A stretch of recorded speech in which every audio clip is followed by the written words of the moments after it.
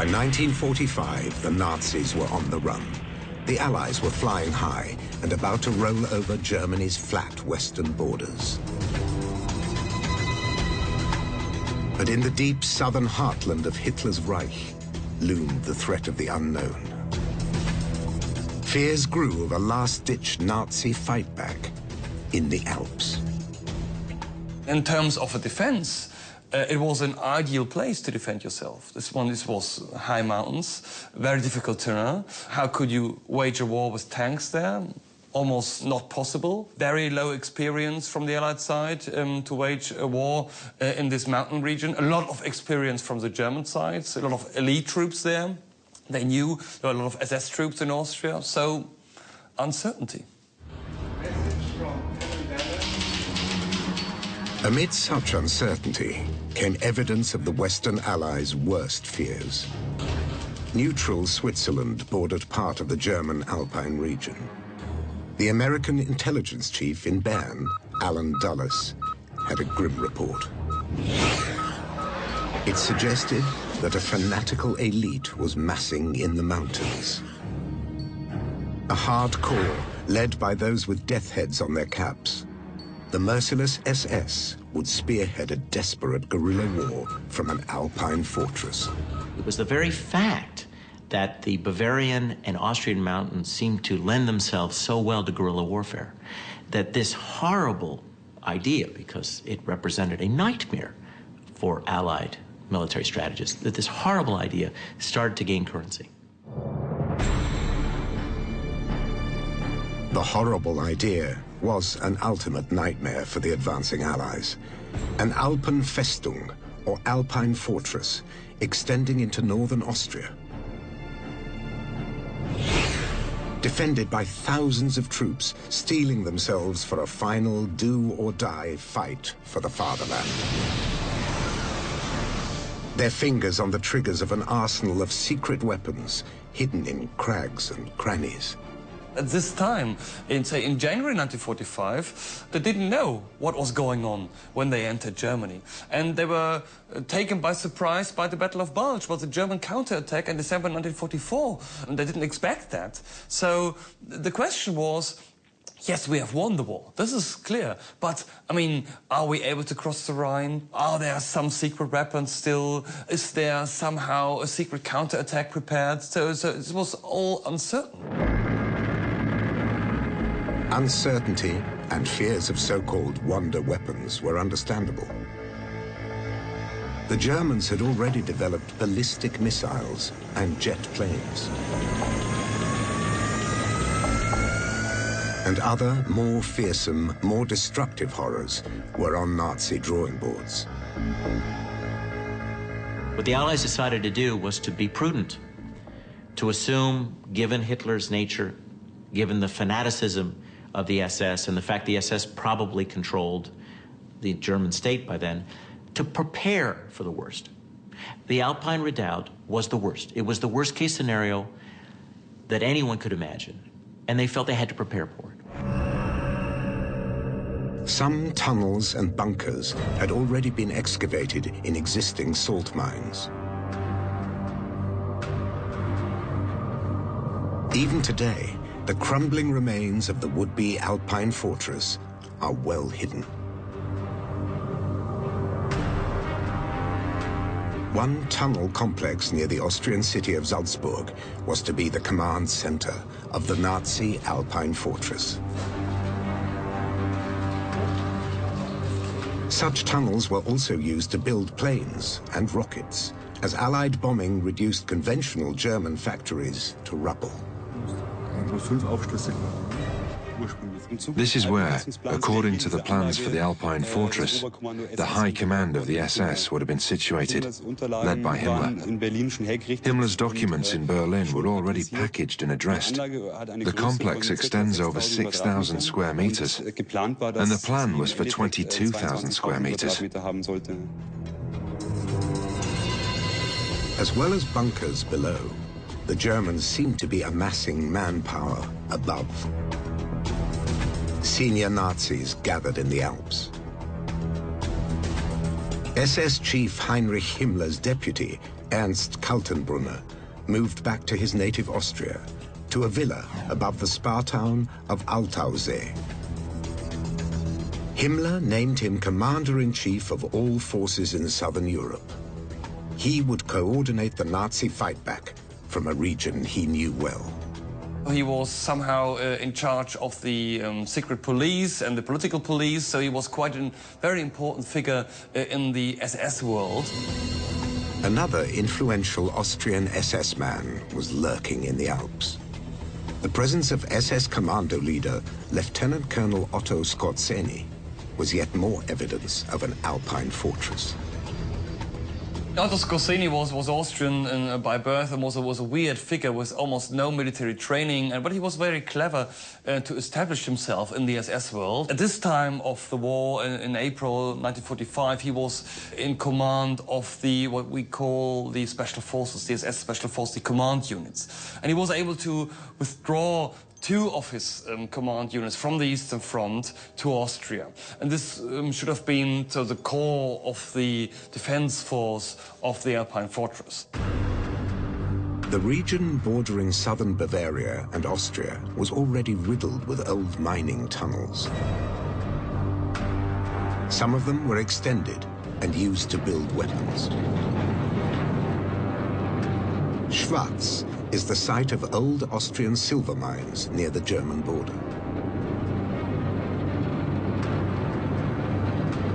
One shaft runs deep into the mountain and a haunting Nazi ruin.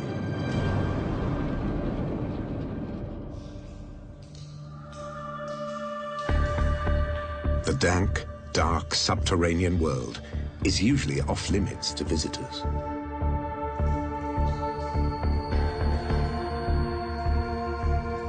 2 kilometers inside the mountain, a broken steel and concrete shell of an underground aircraft factory is slowly rotting away. Bits of rusting metal lie scattered across the stony floors. The corroded remains of aircraft parts, abandoned before workers had the chance to put them together.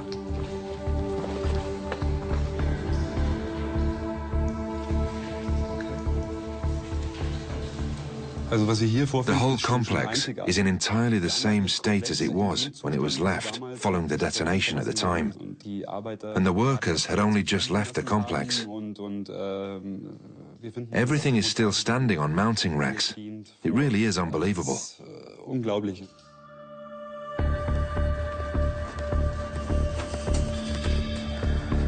Deep underground, far from the threat of Allied aerial bombing, the old mining tunnels were ideal places to build weapons. Including a new generation of planes die-hard Nazis hoped would repel the Allies rampaging into the Reich.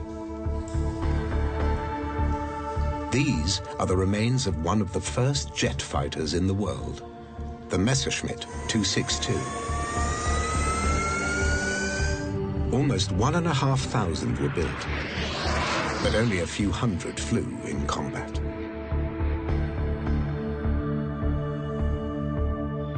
The Germans had also developed a jet-powered bomber. Hermann Goering, the head of the Luftwaffe, had dictated a requirement to the aircraft industry that he wanted this 1,000-kilometer aircraft, 1,000-kilometer range that could fly at 1,000 kilometers an hour and carry 1,000 kilograms of bombs. And at the time, it was a huge, very, very challenging requirement for any manufacturer to meet. German engineers overcame another great challenge and had developed the world's first long-range ballistic missile, the V2. SS chief Heinrich Himmler was one of many top Nazis who had visited the V2 testing facility at Peenemünde. More than 1,000 V2s were fired at Britain. They were the pinnacle of rocket technology at the time, flying some 80 kilometers above the Earth. V2s sparked fear and devastation. They are estimated to have killed almost 3,000 people. Launched from mobile ramps, V2s were another potential threat from an Alpine fortress.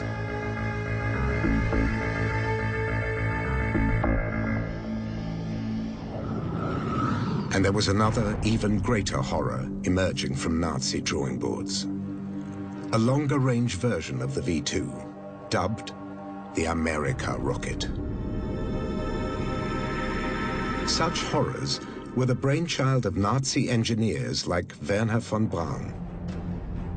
With Allied invaders closing in around them, in early 1945, they were redirected south to the so-called Alpine fortress. Von Braun was ordered to go to the Alps, so we received an official order to leave Peenemünde. So we didn't flee, but it was requested that we go to the Alpine fortress in the south of Germany. The original plan was, which we had never believed, to continue building V2s down there. The Nazi Germans may have had a technological advantage, but they were vastly outnumbered by conventional planes, tanks, and troops. German airfields and factories were overrun. In central Germany, the advancing Allies found the remains of another wonder weapon. A menacing bat-like jet fighter bomber, partially made of wood. Looked sexy and looked efficient and fast and menacing. It was a unique configuration and a unique shape, advanced technology, jet-powered interceptor, faster than anything the Allies could feel. The Horten H-9 was also covered in carbon and plywood, making it more difficult to detect by radar. It was perhaps the world's first stealth-type aircraft. The Horten brothers hoped their plane would eventually carry a 1-ton bomb. If the Horten 9 could have been put into production, perhaps even fitted it with rockets, unguided rockets that they could use used against the bombers, I think all these things are quite possible. And fielded in significant numbers, it would have been certainly faster than the Allied piston-driven airplanes, and it could have had a significant impact on the air war.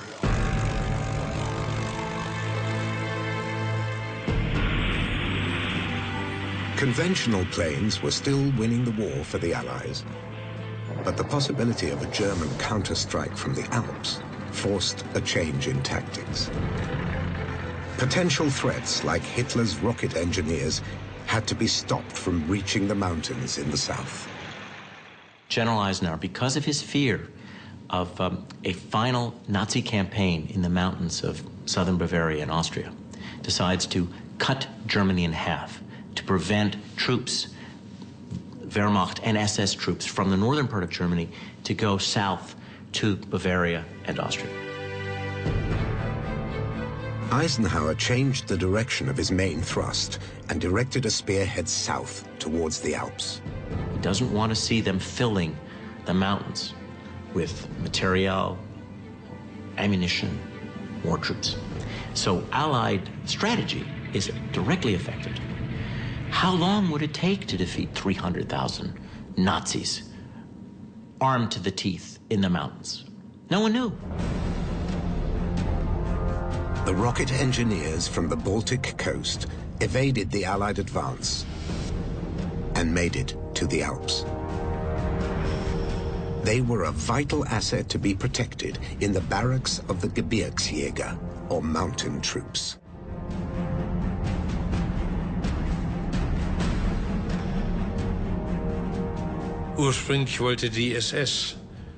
Originally, the SS had planned that we all moved into the barracks. They wanted to concentrate us all there. But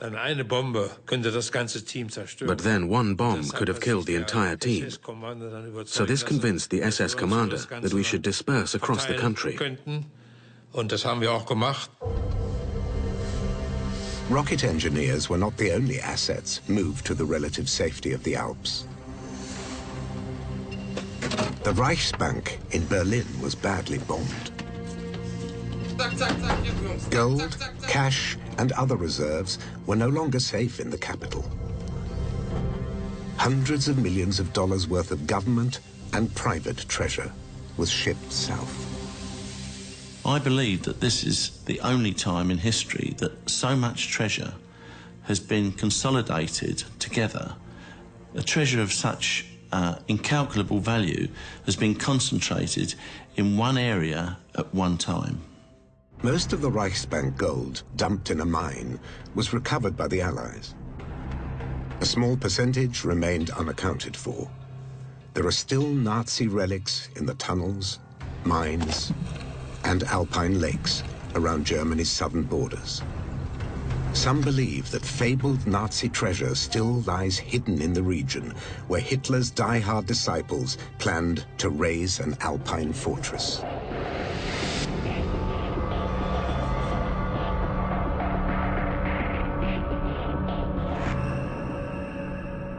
Some tantalizing tales of Nazi treasure are based on supposed eyewitness accounts in the last days of the war. But not all can be dismissed as fanciful. A mule train spotted traveling up an alpine mountain one night attracted attention. So some locals, who had relatively little to do with the confusion of the war, realized something was going on, including my mother. She was a young girl then, and after doing the chores in the stables one evening, she saw a column of mules making its way up the mountain path. One special thing she always mentioned was that there was a white mule among them. Eva Sturm's mother saw what was supposed to be a secret transport of hundreds of gold bars worth millions of dollars. It didn't stay a secret for long. This gold was also eventually recovered by American troops after rumors spread about the mysterious mule train in the night.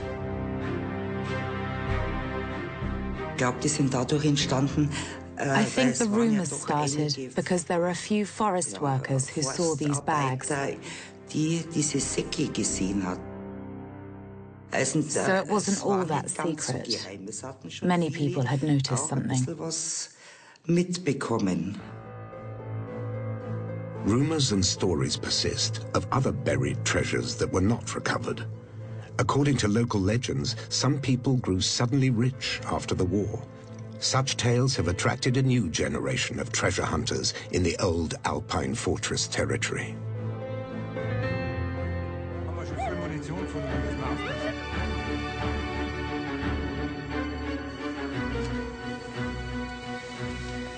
Oh, yeah. Oh, there's something here. We're at the end of our expertise here. We need someone to help us. A bomb disposal team confirmed that they were right to be cautious. Jürgen and fellow treasure hunters found a cache of live rifle grenades.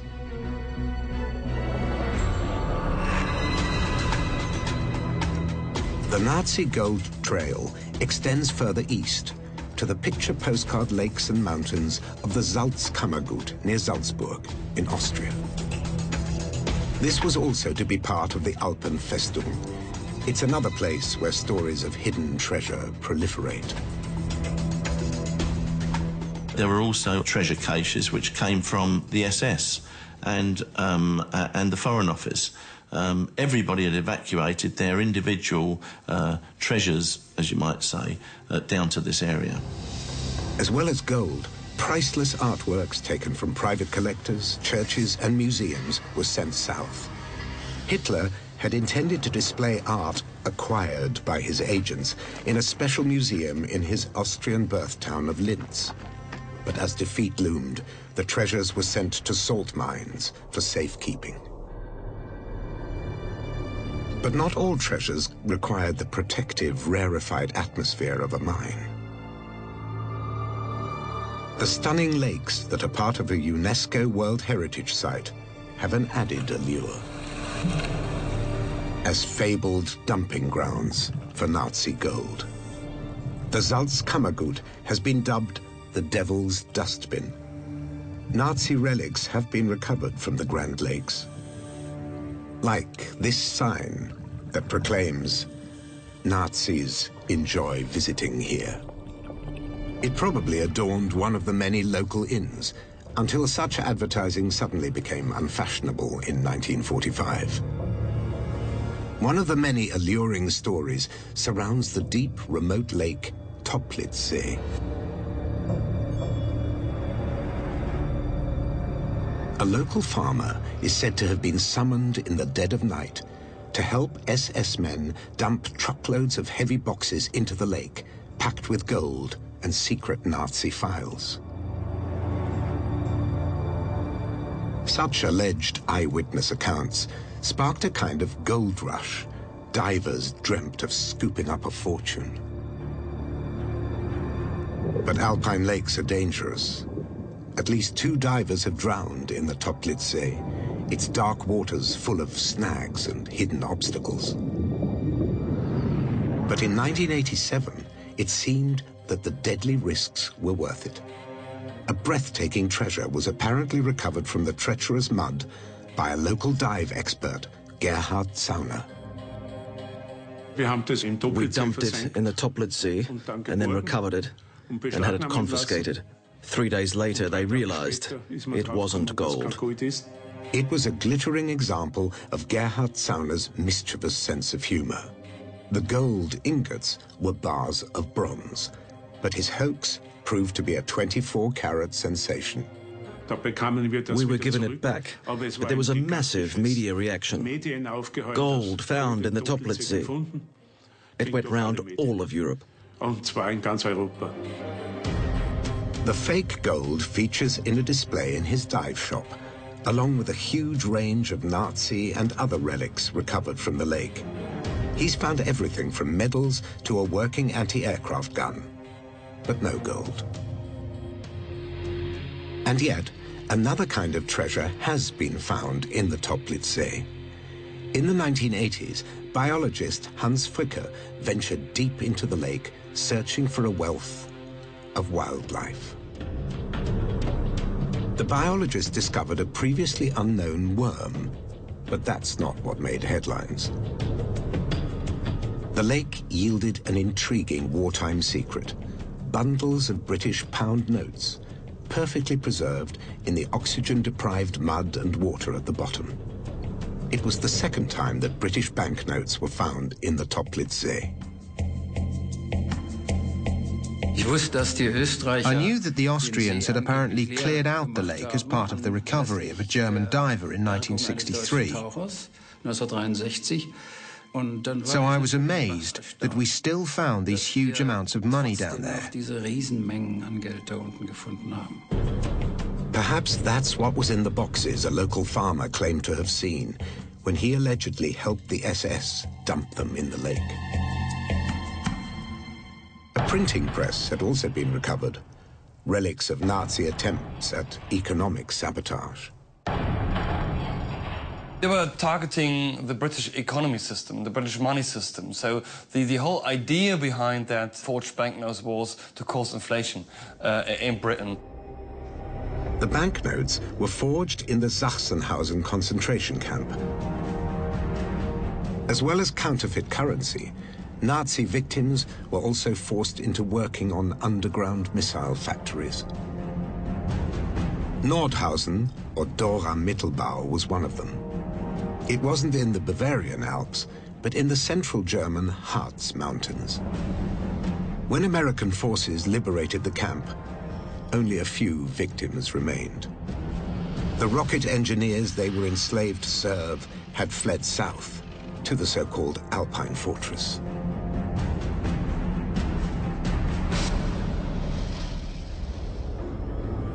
In the Alpine underworld, like this tunnel near Salzburg, the Nazis continued to work their victims to death. A memorial stone and graffiti, testament to the horrors that were once inflicted in the tunnels, usually locked up and largely forgotten.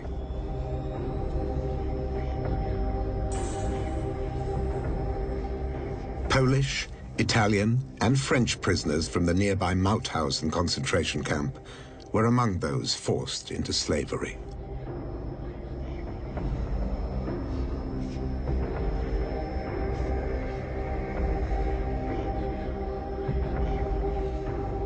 Few survived, and fewer still lived to bear witness to the human cost of the Nazi Alpine fortress fantasy.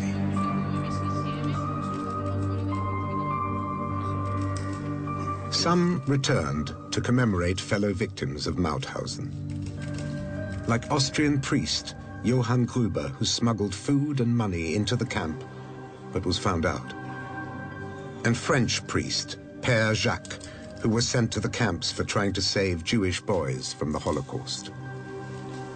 Both were unable to save themselves, but fellow prisoner Jean Monin managed to hold on to life.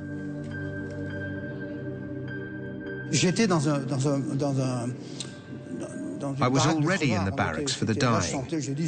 I thought it was all over for me. But friends took me into the central camp and hid me there for 14 days. Then we were liberated. I weighed 38 kilos then.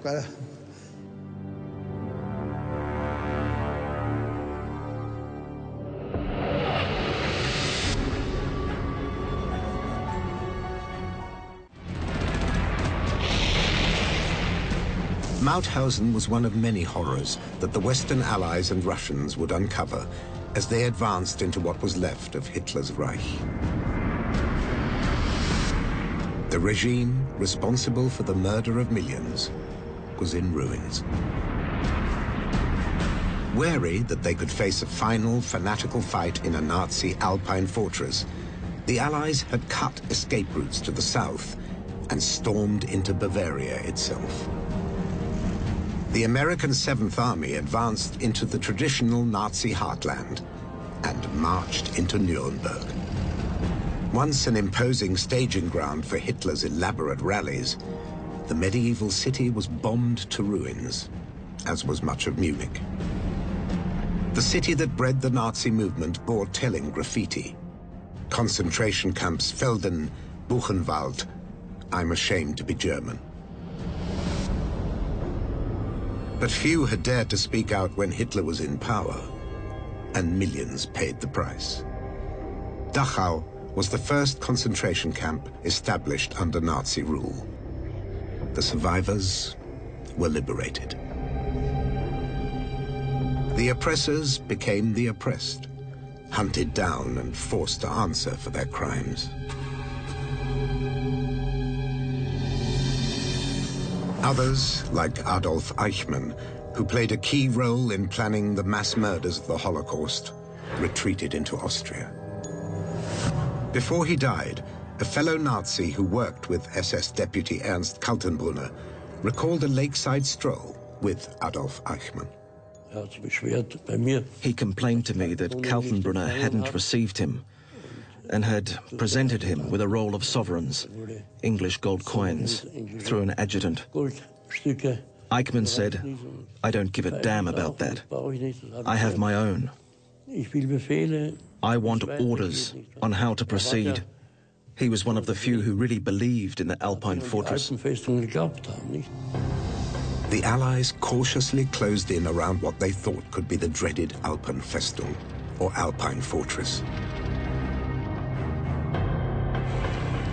South of Austria, the German garrison in Italy surrendered.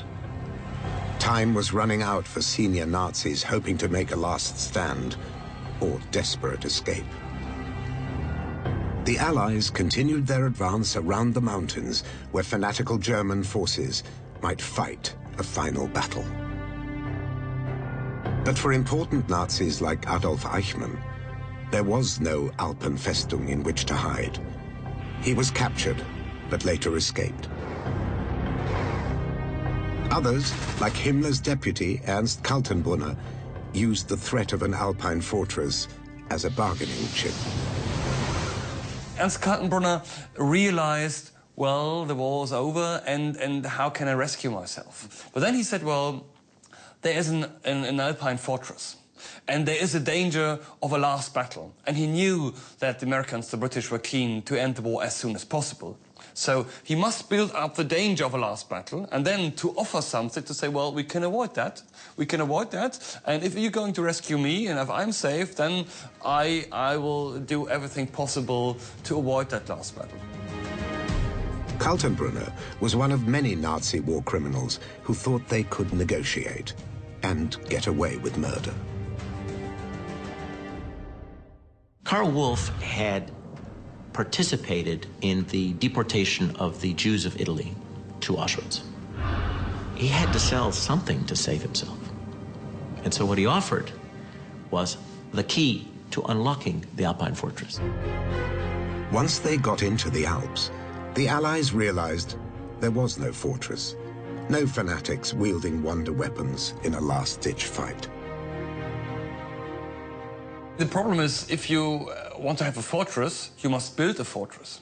You must have time to build fortifications, barbed wire trenches, bunkers, shelters, whatever. It was far too late. So even if we ask the question, what happens if, there was absolutely no chance for them to have more than just a last battle of 1 or 2 days.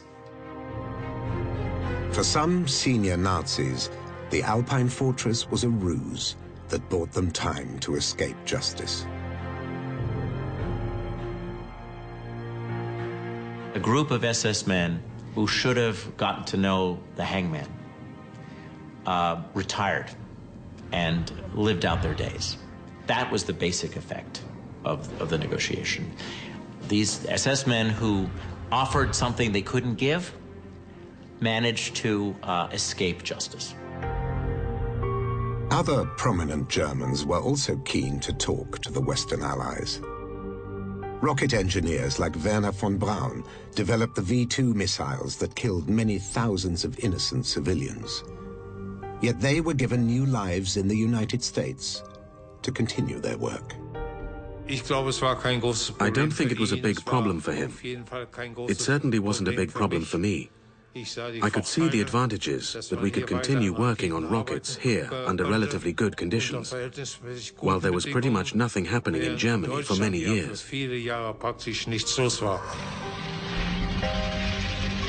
The Germans had run out of manpower, materials, and perhaps the will to mount any kind of meaningful resistance in the Alps.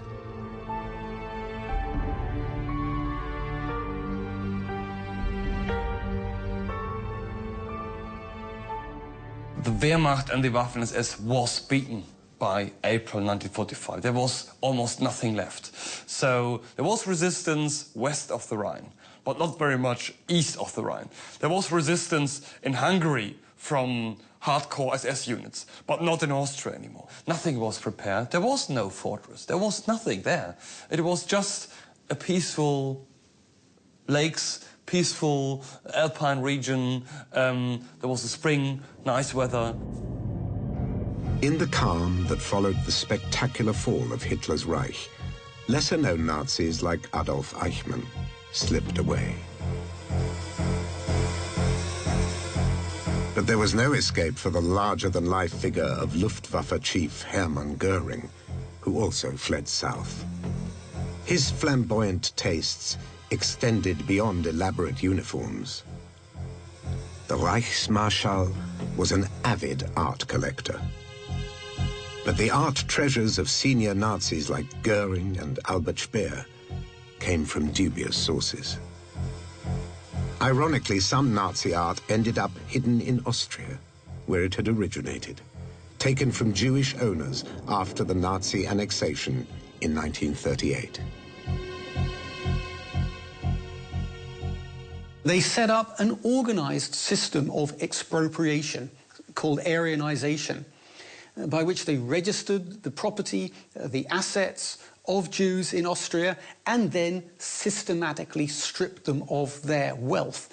Now, the art collections were part of that asset stripping process, and German art dealers moved in and removed systematically, metaphorically speaking, at gunpoint, the art collections of Jewish art dealers and art collectors. Thousands of artworks destined for Hitler's Führermuseum were recovered from an Austrian salt mine. Himmler's deputy, Ernst Kaltenbrunner, was also extracted from his Alpine hideout. He was tried for war crimes and hanged in October 1946. According to some accounts, a large quantity of gold was found hidden in his Alpine villa. SS commando leader Otto Skorzeny was also captured. He's also said to have had a hoard of Nazi gold.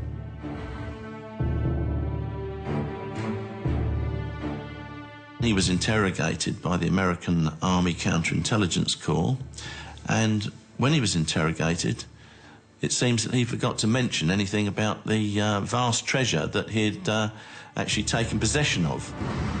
The SS Major is the subject of many intriguing tales.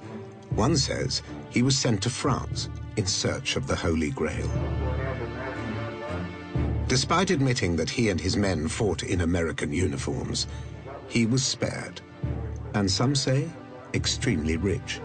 Skorzeny received a treasure from Josef Spassel, a senior SS administrator. He had orders to get in touch with Skorzeny, and of course he handed over a tremendous amount of treasure to Skorzeny, which has disappeared. It's yet another alluring story of hidden Nazi loot that inspires treasure hunters to this day. Skorzeny and his troops were once camped near the Austrian lake of Erdensee.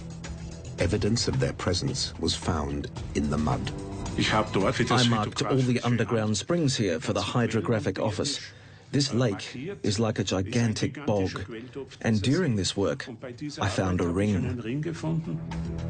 The SS Ring of Honor seemed to have been flung into the lake as the Allies approached. Perhaps it wasn't the only thing dropped into the Erdensee. Another tale has emerged of mysterious goods dumped into the water.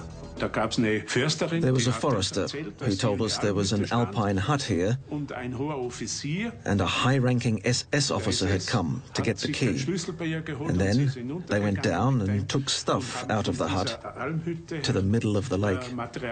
And then they dumped it there. Now, we didn't find anything because there is so much mud there. It's really difficult to find anything. The Erdensee is relatively flat, carpeted in a thick layer of mud that would swallow a heavy object, like a box full of gold. It's also a nature reserve, and diving is usually strictly verboten. Tentative permission was given for a search of the lake. From a boat loaded with state-of-the-art radar scanning equipment.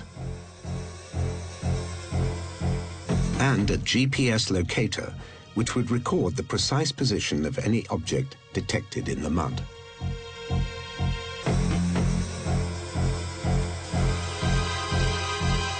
A radar map of the lake floor revealed a box-like shape in the mud. Was this Otto Skorzeny's gold? Austrian forestry officials were unimpressed and forbade any diving. At least one historian is also highly skeptical. This is all a myth, and this is all driven by this perception of Indiana Jones. This is a good story for a Hollywood film, definitely, but has nothing at all to do with history. We know that they sometimes try to hide the gold, but this was recovered quite quickly. But legends like that of Skorzeny's loot won't die.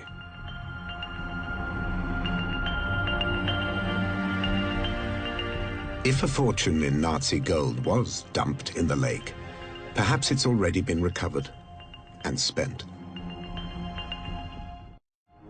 After the war, SS commando leader Otto Skorzeny left his native Austria for good, to enjoy an apparently wealthy life. Skorzeny was put into a prisoner of war camp. He was there for approximately 3 years, I believe, 2 or 3 years. And ultimately, he just walked out of the prisoner of war camp and disappeared until he resurfaced in Spain in 1950. at which point he seemed to be much richer than he had been previously. Otto Skorzeny was interviewed at his holiday home in Mallorca in 1973.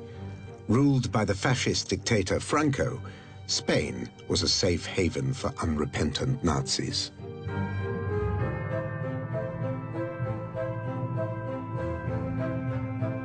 It is every soldier's duty to lengthen the war, to hold out as long as he has the order to do so.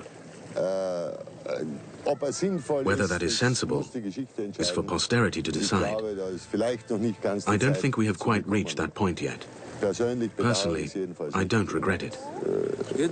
Would you do the same things again today? I can tell you that I would do the same things again in exactly the same way today. 2 years later, the smoker died of lung cancer, farewelled by fellow Nazis unashamedly proffering the Hitler salute. Skorzeny took any secrets of Nazi gold to the grave. This is again part of the secret story and the true Nazis living in Madrid and being millionaires because of the Nazi gold. No, it's very unlikely. It's definitely not possible that he had 2 tons of gold with him in his suitcase and then flying to Madrid.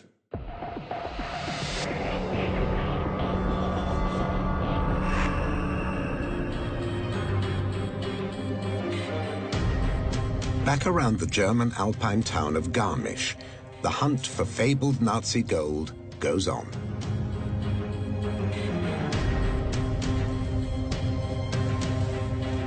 It was here in June 1945 that American troops recovered more than 700 bars of pure, refined bullion.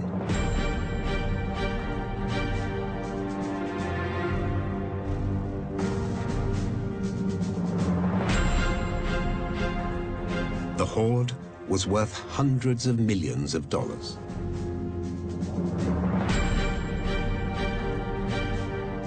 All that's left is a hole in the forest floor. Yet treasure hunters still dream of finding a mother lode, similar to that unearthed by victorious Allied troops.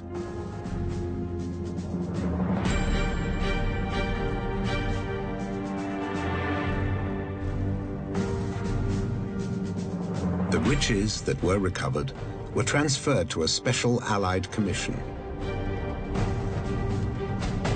A lot of the treasure was found in the 1940s, but an awful lot of treasure just disappeared. Some of it was stolen, some of it may very well be still there.